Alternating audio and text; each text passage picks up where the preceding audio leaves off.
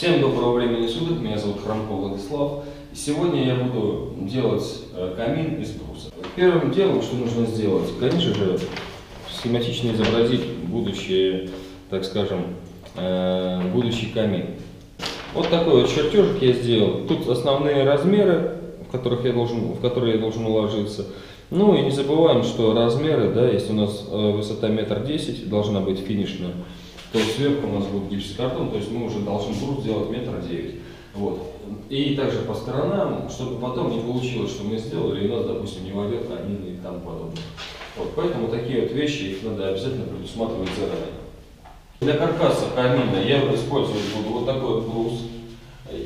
Я его купил заранее, немножко, чтобы он подсох в комнатной температуре. Его, конечно же, повело, потому что сухого бруса нет в продаже, только вот такой. Но придется работать с таким. Брус 30 на 30. Все, друзья, приступаем к работе.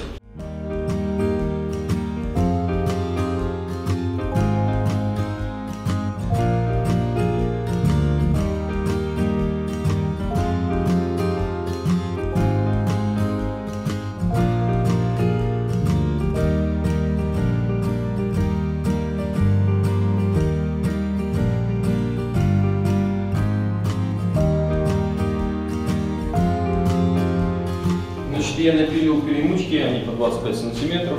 Использую для скручивания бруса вот такие вот саморезы по дереву 3,5 на 51.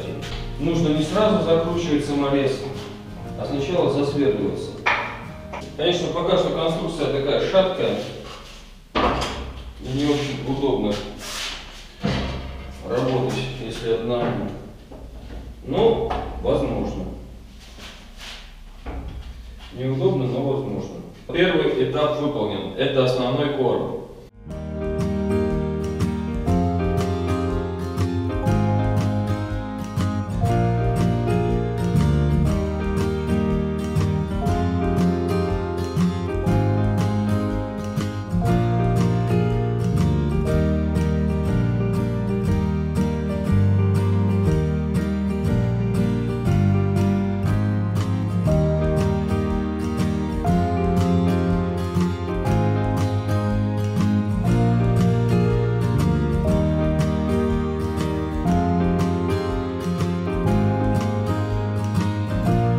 Значит, внизу я набил брусок, который связывает вот эти все вертикальные прямые. Вот их 4 штуки.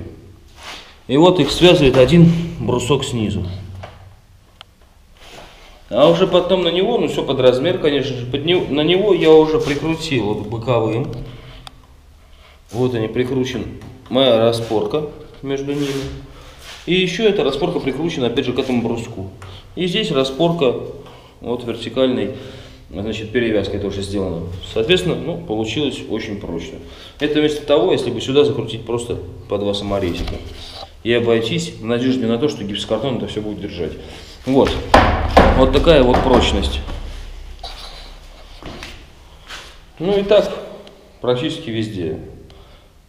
Практически везде такие перевязки. Здесь то же самое. Все перевязано. И еще одно, что я хочу сказать. Чтобы конструкция была намного жестче, да, я делаю перевязку вот эту, с этой, ну, заднюю часть перевязываю, и переднюю по-разному. То есть задняя часть у меня перевязана вертикальными, вот они у меня идут направляющие вертикальные, и между ними перемычка, а передняя наоборот. 2 горизонтали сделаны в начале, а уже вертикальные будут перемычки.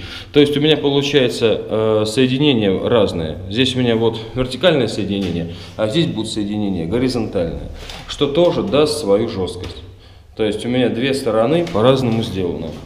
Это специально сделано для этого, чтобы конструкция была жестче. Но она уже получилась очень жесткая. Но мы еще не закончили. Нам еще работать и работать. Итак, друзья. Мой каркас готов, теперь осталось обшить все гипсокартоном, затереть швы, саморезы, зашпаклевать, покрасить, и все готово. Все очень прочно, очень надежно, ну о чем я говорил, еще ничего не обшито, да, а уже такая прочность. Ну и все размеры, все выведено, все подготовлено обшивки гипсокартона, то есть вот такие двойные перемычки, где будет кусочек гипсокартона раз, стыковаться здесь. Все, ничего не висит, все очень красиво и все грамотно сделано. В общем, вот такой вот каминчик получился. Точнее, пока что еще каркас. Ну, пойдем дальше, посмотрим, что будет дальше.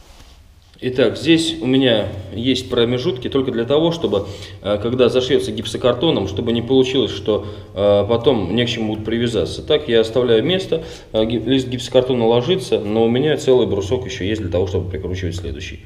Вот. В противном случае гипсокартон прикручивается вот в такую полосочку маленькую, вот такую, как правило, обламывается, и все это непрочно, ненадежно.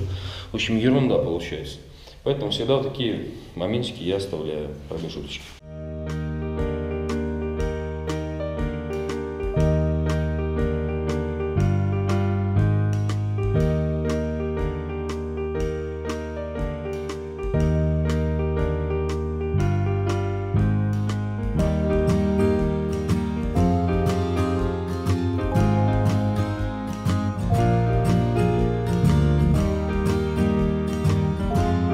Итак, два слоя я уже нанес, теперь начинаю затирать. Затирать нужно, конечно же, аккуратно. Наждачная бумага не должна быть грубой, она должна быть нежной, чтобы все получилось в итоге идеально. Итак, мы продолжаем работу над нашим камином, и сейчас пришло время обрамить его молдингом, сделать, придать объем, форму, такие, добавить изюма, в общем. Все, поехали. Итак, мы закончили молдинг, теперь все высохло, мы затерли все какие-то мелочи, нюансики, и теперь мы приступаем к покраске. Вот я уже начал, вот у нас что получилось, и теперь, чтобы не было рекламы, банку не снимать, начинаем красить. Можешь снимать кисточку. Поближе подойди, чтобы... Итак, значит, наш камин, точнее мой камин, полностью готов. Я его покрасил, что-то красил кисточкой, что-то красил вот таким маленьким меховым валиком. Значит, теперь мне осталось его только отвезти и подарить человеку, для которого, собственно, я его и делал. Но тут еще, конечно же, задник. Задник я не... Ну, у меня просто не было времени найти органит, который покрашен белой краской на заводе для мебели. Вот, поэтому я его не стал искать, заморачиваться, я просто купил маленький кусочек органита в обе и покрасил его сам. Вот. И непосредственно, конечно, прибью это все уже после того, как отвезу его туда, где он будет стоять. Все, вот такой вот камин, покрашен водостойкой краской, то есть его можно будет протирать, он не боится перепадов температуры. Весь процесс, как я его делал, я все, в принципе, показывал, ничего не утаил, ничего не скрыл. Вот такая вот работа. Я считаю, что для первого раза очень даже неплохо. Все, меня зовут Хромко Владислав. Как всегда, честно, открыто делюсь своим опытом. Все, друзья, подписывайтесь на мой канал и до встречи. Точнее, когда говорят до встречи в следующих видео, я же вас так и не увижу. То есть вы увидите меня в следующих видео. Всем пока.